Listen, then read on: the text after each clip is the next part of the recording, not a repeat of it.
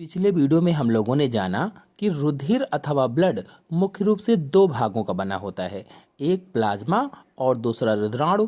जिसमें से जो प्लाज्मा है इस पर संपूर्ण जानकारी मैंने आप लोगों को पिछले वीडियो में बताई थी। चैनल में वीडियो अपलोडेड है, आप लोग जाकर के देख सकते हैं।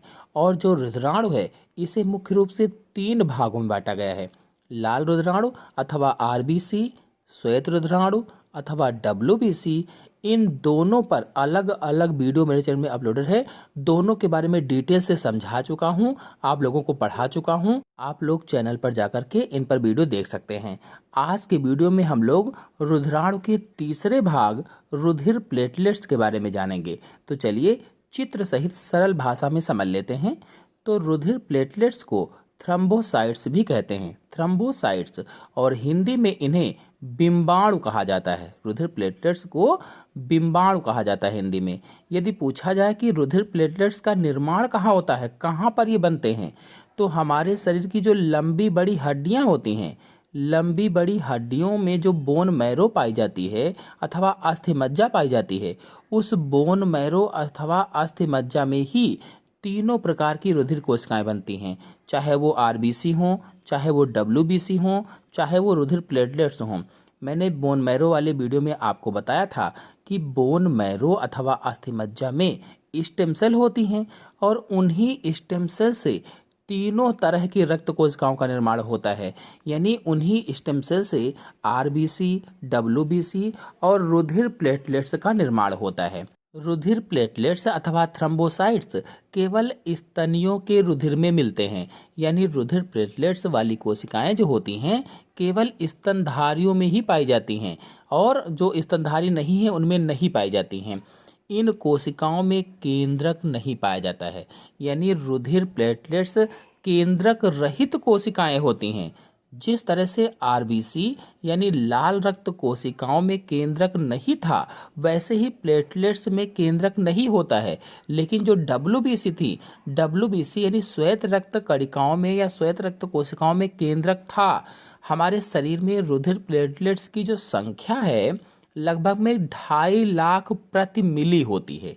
शरीर में रुधिर प्लेटलेट्स की संख्या 2.5 लाख प्रति मिली, यानी 1 मिलीलीटर खून में लगभग 2.5 लाख रुधिर प्लेटलेट्स या थ्रम्बोसाइट्स कोशिकाएं पाई जाती हैं।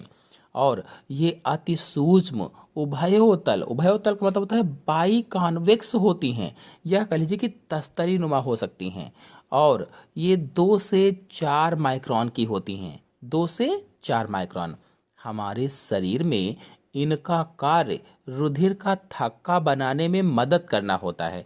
मतलब किसी कारणवश शरीर के किसी भाग से खून बहने लगे तो उस जगह पर ये खून को जमाने का कार्य करती हैं या खून को बहने से रोकती हैं। अब मैंने आपको बताया था कि केवल स्तनियों में पाई जाती हैं या स्तनधारियों में पाई जाती हैं, लेकिन जो स्तनधारी नहीं है उन कशेरुकियों में फिर कैसे खून का थक्का बनता है, कैसे खून रुकता है, तो इसके बारे में भी हम बाद में आपको बताएंगे कि उनमें फिर क्या कौन सी कोशिकाएं होती हैं, इनकी जगह पर कैसे खून का थक्का जमता है।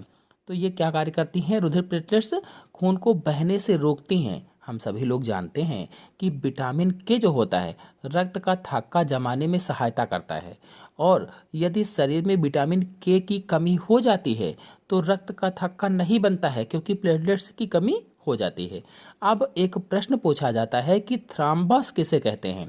थ्रम्बस तो चोट या घाव पर क्षतिग्रस्त रुधिर वाहिनी से जैसे ही रुधिर प्लेटलेट्स निकलकर वायु के संपर्क में आती हैं टूटकर रुधिर के जमने में सहायता करती हैं। इस लाइन का ये मतलब है कि यदि हमें कहीं चोट लग गई है या घाव है तो जहाँ से खून निकल रहा है, चाहे वो घाव से हो चाहे चोट से है, जिस जगह से खून निकल रहा है तो खून निकलेगा कहाँ से, जो हमारे शरीर की रुधिर वाहिनियाँ होती हैं, नलिकाएं होती हैं, छोटी छोटी नसें होती हैं, उन्हीं से खून निकलता है। अब उसी खून में जो प्लेटलेट्स होती हैं वह प्लेटलेट्स जल्दी से बाहर आ जाती हैं और टूटकर घाव या कटे स्थान पर चिपक जाती हैं, चिपक कर उसे बंद करती हैं। कहा गया है कि प्लग की तरह से उस स्थान को बंद कर देती हैं। जैसे प्लग स्विच में आप लगाते हैं तो एकदम फिट हो जाता है, बिल्कुल उसी तरह से उस स्थान पर ये चिपक जाती हैं और चिपक करके सूख जाती हैं, जिससे खून बहना जो होता है वो रुक जाता है। यानी जहाँ खून निकल रहा होता है वहीं पर ये चिपक कर उसे बंद कर देती हैं। और किस तरह से बंद करती हैं? तो प्लग की तरह से बंद करती हैं। ऐसे प्लग को ही थ्रॉम्बस कहा जाता है। ऐसे प्लग को क्या कहते हैं? थ्रॉम्बस कहते हैं। अब एक प्रश्न और मैंने कहा है कि रुधिर प्लेटलेट्स केवल स्तनधारियों में ही पाई जाती हैं, यानी जो थ्रोम्बोसाइट्स हैं केवल स्तनधारियों में ही पाई जाती हैं। तो जो जंतु स्तनधारी नहीं हैं उनमें रक्त का थक्का जमाने के लिए कौन सी कोशिकाएं फिर होंगी? भाई केवल स्तनधारियों में पाई जाती हैं, तो जो जंतु स्तनधारी नहीं हैं उनमें कौन सी ऐसी कोशिकाएं पाई जाती होंगी जिससे रक्त का थक्का जमता है? तो ऐसे जंतुओं में जो स्तनधारी नहीं होते हैं उनमें रुधिर प्लेटलेट्स की जगह पर स्पेंडिल कोशिकाएं पाई जाती हैं, स्पेंडिल सेल्स पाई जाती हैं। और स्पेंडिल कोशिकाएं चपटी व तर्करूपी होती हैं। जैसे छोटी लिम्फोसाइट होती थीं बिल्कुल वैसे ही होती हैं। स्पिंडल कोशिकाएं सभी स्तनधारियों को छोड़कर अन्य सभी कशेरुकी जंतुओं में पाई जाती हैं। यानी जो ये स्पिंडल कोशिकाएं हैं सभी स्तनधारियों को छोड़कर, क्योंकि स्तनधारियों में रुधिर प्लेटलेट्स या थ्रोम्बोसाइट्स पाई जाती हैं, तो कहा गया है सभी स्तनधारियों को छोड़कर अन्य सभी कशेरुकी जंतुओं में स्पिंडल कोशिकाएं पाई जाती हैं। और इनमें कणिकाएं नहीं होती हैं। इनका केंद्रक गोल या फिर अंडाकार होता है, अंडे की आकृति का होता है। इनका कार्य रुधिर का थक्का बनाने में मदद करना होता है। यानी स्पिंडल कोशिकाएं भी रुधिर का थक्का जमाने में सहायता करती हैं। चूंकि थ्रोम्बोसाइट्स अथवा रुधिर प्लेटलेट्स की जगह पर ये होती हैं, इसीलिए इनका कार्य क्या है? रक्त को जमाना, रक्त को बहने से रोकना।